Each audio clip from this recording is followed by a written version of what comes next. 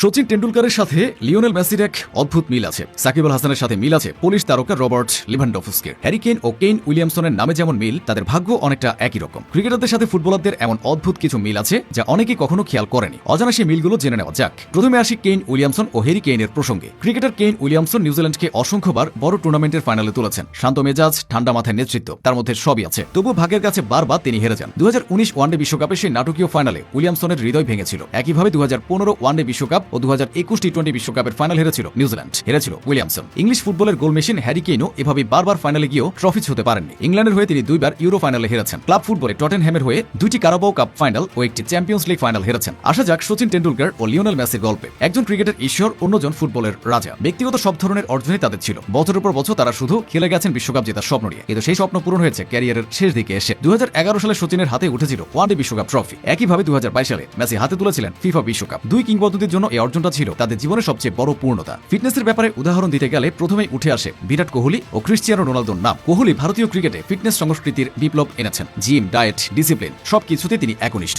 Ronaldo একইভাবে ফুটবলে ফিটনেসের আইকন। বয়স 40 পেরিয়ে তিনি এখনো শীর্ষ পর্যায়ে খেলছেন, কারণ তার শরীর ও মনের জোর কোনো তরুণ তারকার চেয়ে কম নয়। দুজনের জীবনী প্রমাণ করে ট্যালেন্ট জন্মগত হতে পারে, কিন্তু টপ লেভেলে টিকে থাকতে হলে ফিটনেসটাই মূল চাবিকাঠি। এদিকে প্রসঙ্গটা যখন ফিটনেস ধরে রাখতে না পারার, তখন তামিম ইকবাল ও নেইমারের মাঝে অনেকটা মিল পাওয়া যায়। চোটের জন্য সমবেদনা পেলেও ফিটনেস নিয়ে বহুবার সমালোচনায় পড়েছেন ব্রাজিলিয়ান তারকা। আর অধিক স্বাস্থ্যের কারণে অলস হিসেবে তামিম ইকবালের দুর্নাম রয়েছে। এবার আসি সাকিব আল হাসান ও রবার্ট লেভানডফস্কির কথায়। বাংলাদেশ বা পোল্যান্ড দুইটি দলই বড় টুর্নামেন্টে আন্ডারডগ হিসেবে মাঠে নামে, কিন্তু এই দুই তারকা সবসময় প্রমাণ করেছেন ছোট দলের হয়েও ব্যক্তিগত পারফরমেন্স দিয়ে বড় তারকাদের ছাপিয়ে যাওয়া যায়। সাকিব যেমন বিশ্বকাপ 2019-এ অলরাউন্ড ম্যাজিক দেখিয়েছিলেন, তেমনি লেভানডফস্কি নিয়মিতই ইউরোপের সেরা গোল স্কোরারদের তালিকায় থাকেন। তাদের দুজনে নিজ নিজ দলের প্রাণ ভোমরা। ক্রিকেটার ও ফুটবলারদের মধ্যে আরও কিছু অবিশ্বাস্য মিল আছে, যেমন মহেন্দ্র সিং ধোনি ও আন্দ্রেস ইনিয়েস্তা। দুজনে বড় টুর্নামেন্টের ফাইনালে ফিনিশার। ধোনি 2011 ক্রিকেট বিশ্বকাপে শেষ ছক্কা হাঁকিয়ে দলকে ট্রফি জিতিয়েছিলেন, আর ইনিয়েস্তা 2010 ফুটবল বিশ্বকাপের শেষ দিকে গোল দিয়ে স্পেনকে এনে দিয়েছিলেন স্বপ্নের ট্রফি। আনহেল দি মারিয়া আর ট্রাভিস হেডের সাদৃশ্য কোথায় জানেন? দেশের হয়ে সবচেয়ে গুরুত্বপূর্ণ ম্যাচগুলোতে তারা জ্বলে ওঠেন। কোপা আমেরিকা ও বিশ্বকাপের ফাইনালে গোল করে আর্জেন্টিনাকে চ্যাম্পিয়ন করেছেন দি মারিয়া। অন্যদিকে টেস্ট চ্যাম্পিয়নশিপ ফাইনালে ও ওয়ানডে বিশ্বকাপের ফাইনালে সেঞ্চুরি করে অজিতে চ্যাম্পিয়ন করেছেন হেড।